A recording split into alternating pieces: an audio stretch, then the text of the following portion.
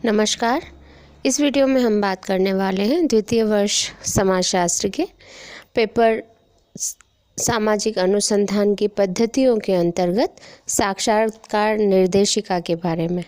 साक्षात्कार निर्देशिका को समझने से पहले हम यह समझ लें कि साक्षात्कार या इंटरव्यू क्या है। जब कभी हम हमारे रोज़मर्रा के जीवन में साक्षात्कार या इंटरव्यू शब्द का उपयोग करते हैं तो हमारा अर्थ होता है कि किसी अधिकारी से मिलना, किसी नौकरी के लिए या किसी प्रशिक्षण देने वाली संस्था में प्रवेश के लिए प्रत्याशियों की योग्यता, कार्यकुशलता और क्षमता की जांच करना। लेकिन समाजशास्त्र में इसका अलग अर्थ होता है। समाजशास्त्रीय दृष्टि से साक्षात्कार एक ऐसी प्रक्रिया है जिसमें साक्षात्कारकर्ता और सूचनादाता के मध्य किसी विशेष उद्देश्य को लेकर आमने सामने की स्थिति में वार्तालाप या उत्तर प्रत्युत्तर होता है। यह एक मनोवैज्ञानिक स्थिति है जिसमें साक्षात्कारकर्ता और उत्तरदाता एक दूसरे के निकट आते हैं और स्वतंत्र विचार विमर्श करते हैं। इस साक्षात्कार का उद्देश्य व्यक्ति के विचारों, विश्वासों, मूल्यों, भावनाओं और अतीत के अनुभवों और भविष्य के इरादों को जानना होता है।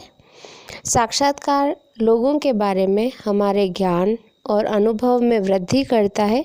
यह एक लचीला उपकरण है जिसमें समय और परिस्थिति के अनुसार परिवर्तन और समायोजन संभव होता है। साक्षात्कार शब्द अंग्रेजी के इंटरव्यू शब्द का हिंदी रूपांतरण है और यह इंटरव्यू शब्द दो शब्दों से मिलकर बना है। इंटर यानी भीतर या अंदर और व्यू यानी दृष्टि या देखना। दोनों शब्दों का सम्मिलित रूप से अर्थ देखें तो अंतर्दर्शन या अंतर्दृष्टि। दूसरे शब्दों में जिन अप्रकट या अदृश्य तथ्यों का बाह्य रूप से निरीक्षण संभव नहीं हो सकता, उन तथ्यों की जानकारी प्राप्त करना ही साक्षात्कार कहलाता है। विभिन्न विद्वानों ने साक्षात्कार को अपने अपने ढंग से परिभाषित करने का प्रयास किया है। C.M. मोजर के अनुसार एक सर्वेक्षण साक्षात्कार साक्षात्कारकर्ता तथा उत्तरदाता के मध्य एक वार्तालाप है जिसका उद्देश्य उत्तरदाता से निश्चित सूचना प्राप्त करना होता है। उसी तरह P.V. यंग साक्षात्कार को परिभाषित करते हुए कहती हैं कि साक्षात्कार को एक ऐसी क्रमबद्ध प्रणाली के रूप में माना जा सकता है जिसके द्वारा एक व्यक्ति दूसरे व्यक्ति के आंतरिक जीवन में थोड़ा बहुत कल्पनात्मक रूप से प्रवेश करता है, जो कि उसके लिए सामान्यतया तुलनात्मक रूप से अपरिचित होता है।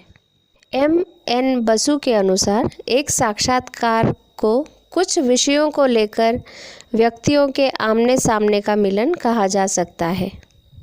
सिन पाओ येंग के अनुसार साक्षात्कार क्षेत्रीय कार्य की एक ऐसी प्रविधि है जो कि एक व्यक्ति या व्यक्तियों के व्यवहार को देखने, कथनों को लिखने तथा सामाजिक या सामूहिक अंतःक्रिया के वास्तविक परिणामों का निरीक्षण करने के लिए प्रयोग में लाई जाती है। अतः यह एक ऐसी सामाजिक प्रक्रिया है जिसमें दो व्यक्तियों के मध्य अंतःक्रिया सम्मिलित होती है। इन परिभाषाओं के आधार पर यह कहा जा सकता है कि साक्षात्कार एक ऐसी व्यवस्थित पद्धति है जिसमें दो या दो से अधिक व्यक्ति किसी विशिष्ट उद्देश्य को सामने रखकर परस्पर आमने सामने होकर संवाद, वार्तालाप और उत्तर प्रत्युत्तर करते हैं। यह एक मनोवैज्ञानिक विधि है जिसमें साक्षात्कारकर्ता उत्तरदाता की भावनाओं, विचारों, मनोवृत्तियों और आंतरिक जीवन का अध्ययन करता है। यह एक सामाजिक प्रक्रिया भी है। इन विभिन्न परिभाषाओं के द्वारा साक्षात्कार की कुछ विशेषताएं प्रकट होती है जिनके द्वारा हम इस साक्षात्कार को और अच्छे से समझ सकते हैं। पहली विशेषता है कि साक्षात्कार के लिए दो या दो से अधिक व्यक्तियों का होना आवश्यक है जो परस्पर संपर्क, वार्तालाप और अंतःक्रिया करते हैं। दूसरी विशेषता है कि इन व्यक्तियों में एक साक्षात्कार लेने वाला और दूसरा उत्तरदाता होता है। तीसरी विशेषता कि साक्षात्कार एक सामाजिक प्रक्रिया है, क्योंकि सामाजिक प्रक्रिया के लिए आवश्यक अंतःक्रिया इस साक्षात्कार के अंतर्गत होती है, इसलिए इसे एक सामाजिक प्रक्रिया कहा जा सकता है। चौथी विशेषता है कि साक्षात्कार एक उद्देश्यपूर्ण वार्तालाप है। पांचवी इसकी विशेषता है कि यह एक मनोवैज्ञानिक प्रक्रिया भी है। इसी के साथ साक्षात्कार में दोनों पक्षों के बीच आमने सामने के और प्राथमिक संबंध स्थापित हो जाते हैं। एक अन्य विशेषता यह है कि साक्षात्कार में अनुसंधानकर्ता द्वारा अध्ययन विषय से संबंधित सूचनाओं और तथ्यों का संकलन किया जाता है। और एक और विशेषता जो है वह है कि साक्षात्कार सूचना संकलन की एक मौखिक विधि है। किसी भी साक्षात्कार को प्रारंभ करने से पहले साक्षात्कार के विषय में सूचनादाताओं की प्रकृति, साक्षात्कार के प्रकार, साक्षात्कार का समय, स्थान और उपकरण के बारे में प्रारंभिक विचार कर लिया जाता है ताकि साक्षात्कार का संचालन सफलतापूर्वक किया जा सके। साक्षात्कार की प्रारंभिक तैयारी में कुछ बातों का ध्यान रखा जाता है जिसे साक्षात्कार जो है वह सफलता से संचालित हो सके, उनके बारे में अब हम बात कर लेते हैं। इसमें सबसे पहली बात जो ध्यान रखने की होती है वह है समस्या की पूर्ण जानकारी। किसी भी साक्षात्कार का आयोजन करने वाले व्यक्ति के लिए यह ज़रूरी है कि उसे समस्या के बारे में पूरी जानकारी हो, क्योंकि साक्षात्कार के दौरान जब सूचनादाता साक्षात्कारकर्ता से अनेक प्रकार के प्रश्न करता है या वाद विवाद करता है तो उसे प्रश्नों का संतोषजनक उत्तर और स्पष्टीकरण देना पड़ता है। विषय के ज्ञान के अभाव में साक्षात्कारकर्ता को लज्जित होना पड़ सकता है और ऐसी स्थिति में अनुसंधान की सफलता भी संदिग्ध हो जाती है।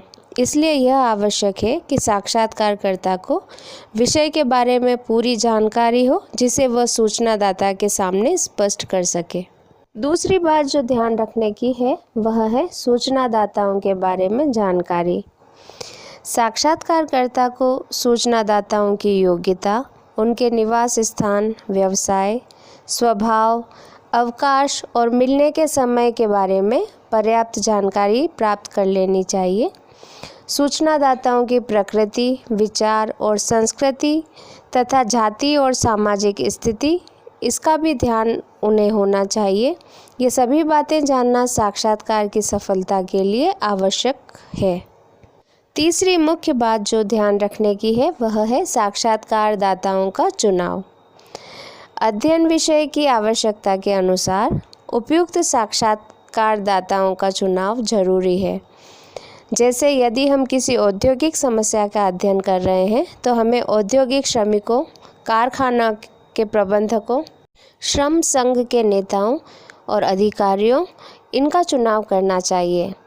साक्षात्कारदाताओं का चुनाव करते समय हमें यह ध्यान रखना चाहिए कि हम अनुभवी, अध्ययन समस्या से संबंधित और तटस्थ व्यक्तियों का चयन करें जो कि समस्या के बारे में गहन, विस्तृत, विश्वसनीय और प्रामाणिक सूचनाएं दे सकें। कई बार स्थायी साक्षात्कारदाताओं का एक समूह बना लेना भी लाभदायक होता है और यदि साक्षात्कारदाता बहुत अधिक संख्या में हो तो निदर्शन द्वारा उसमें से इच्छित मात्रा में सदस्यों का चयन कर लिया जाता है। इसके साथ ही समय और स्थान का निर्धारण भी बहुत ही आवश्यक तत्व है। साक्षात्कार के लिए उचित समय और स्थान का निर्धारण एक आवश्यक चरण है जो कि साक्षात्कारदाता की सलाह से किया जाना चाहिए। इसके लिए उससे पत्र, टेलीफोन या व्यक्तिगत रूप से संपर्क स्थापित कर लिया जाता है। समय और स्थान का निर्धारण करने से पहले उसे परिचय पत्र भी भेजना चाहिए ताकि वह साक्षात्कार के संबंध में किसी प्रकार का संदेह न करे। समय ऐसा होना चाहिए जब उसे अवकाश हो और वह किसी कार्य में व्यस्त न हो। इसी तरह से स्थान का निर्धारण करते समय भी यह ध्यान में रखा जाना चाहिए कि स्थान ऐसा हो जहां वह गोपनीय सूचनाएं दे सके। सार्वजनिक स्थान और व्यवसाय स्थल पर साक्षात्कार लेना उचित नहीं रहता है। इसके साथ ही साक्षात्कार यंत्रों की रचना कर लेना भी उचित रहता है। साक्षात्कार के संचालन के लिए मुख्य रूप से दो यंत्रों की रचना की जाती है, अनुसूची और दूसरा साक्षात्कार प्रदर्शिका या निर्देशिका। इनमें से कौन सा यंत्र कहाँ प्रयोग में लाया जाएगा, यह साक्षात्कार के प्रकार और अध्ययन विषय पर निर्भर करता है। साक्षात्कार अनुसूची विषय से संबंधित प्रश्नों की एक सूची होती है जिसे क्रमबद्ध रूप में लिखा जाता है। इन प्रश्नों को साक्षात्कारकर्ता पूछता है और रिक्त स्थान में उनके सामने लिखता जाता है। यह प्रश्नावली का ही एक स्वरूप है। साक्षात्कार अनुसूची में उत्तरदाता का नाम, स्थान, आयु, जाति, वैवाहिक स्थिति, धर्म, व्यवसाय इनका उल्लेख होता है और उसके बाद अध्ययन समस्या से संबंधित अनेक प्रश्न होते हैं। साक्षात्कार अनुसूची का प्रयोग औपचारिक और निर्देशित साक्षात्कारों के लिए किया जाता है। इसी तरह साक्षात्कार निर्देशिका एक लिखित प्रपत्र होता है जिसमें समस्या के विभिन्न पक्षों का विवरण होता है। गुडे एवं हॉट ने इसे स्पष्ट करते हुए कहा है कि साक्षात्कार पथ प्रदर्शिका ऐसे शोध प्रसंगों या विषयों की एक सूची होती है जिसमें साक्षात्कारकर्ता को प्रश्न पूछने के लिए प्रश्नों के क्रम, भाषा तथा तरीके की पूर्ण स्वतंत्रता होती है। अनौपचारिक साक्षात्कार में इसका प्रयोग मुख्य रूप से किया जाता है। साक्षात्कार पथ प्रदर्शिका में समस्या के विभिन्न पहलुओं की रूपरेखा होती है। इसमें साक्षात्कार की पूर्ण योजना का विवरण होता है, पूछने योग्य महत्वपूर्ण प्रश्नों की सूची और साक्षात्कार की प्रक्रिया के बारे में आवश्यक सावधानियों एवं निर्देशों का उल्लेख होता है। साक्षात्कार पथ प्रदर्शिका की रचना करते समय यह ध्यान में रहना चाहिए कि यह नियंत्रक न हो, यह केवल मार्गदर्शक ही हो। साक्षात्कार पथ प्रदर्शिका के कुछ लाभ होते हैं। इससे अध्ययन में एकरूपता आती है। यह अध्ययन के प्रधान तत्वों की ओर ध्यान आकर्षित करती है। साथ ही यह विभिन्न साक्षात्कार द्वारा तुलनात्मक तथ्यों की प्राप्ति में सहायक है। इसमें साक्षात्कारकर्ता की स्मरण शक्ति पर अनावश्यक भरोसा नहीं करना पड़ता है। इससे अध्ययन में क्रमबद्धता आती है। इसी के साथ निर्मित उपकल्पना के आधार पर आवश्यक सामग्री का संग्रहण किया जाता है और विशिष्ट प्रकार के ठोस तथ्यों का संग्रहण किया जाता है।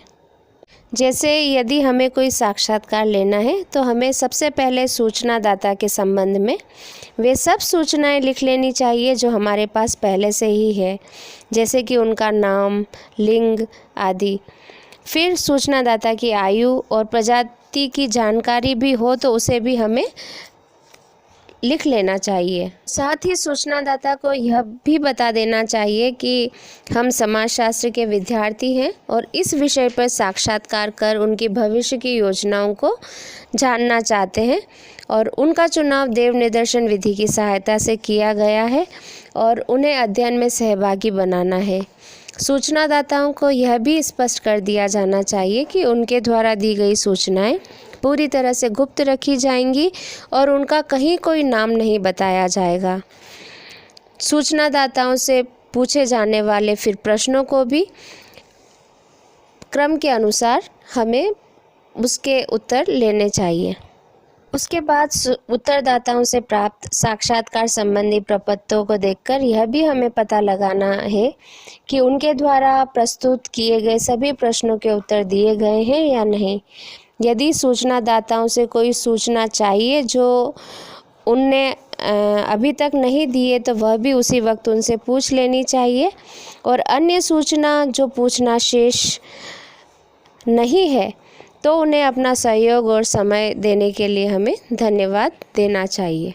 इस प्रकार साक्षात्कार निर्देशिका के द्वारा हम सामाजिक अनुसंधान या सर्वेक्षण के अंतर्गत तथ्यों के संकलन को पूरा कर सकते हैं। इसी के साथ आज का ये वीडियो हम यहीं समाप्त करते हैं। धन्यवाद।